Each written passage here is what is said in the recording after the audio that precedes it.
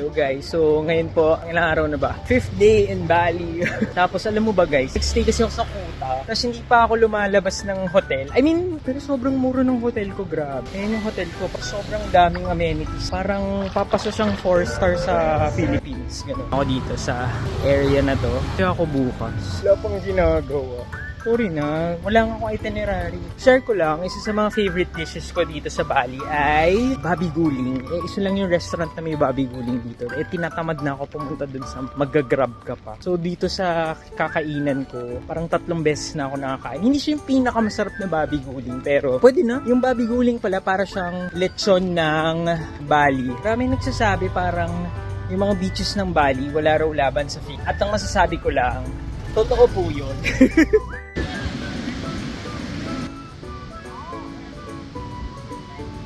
So bakit ako nandito? Wala, gusto ko lang yung vibe. Hindi mo siya mako-compare sa Boracay or sa Palawan kasi wala talagang laban. Siguro ang medyo katapat niya parang Zambales, La Union, saka hello no, 1,200 pesos a day.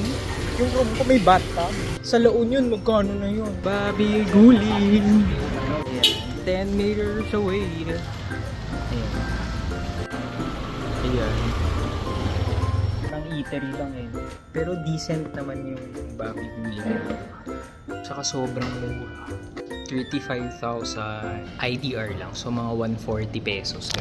Ayan o, Babi Guling.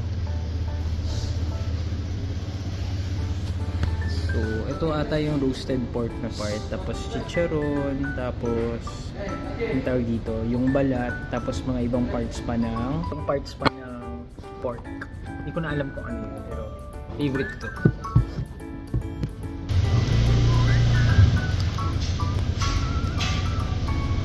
Ang tumba.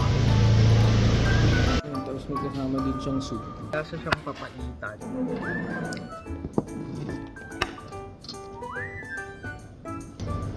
Sarap ng parang chili nila dito.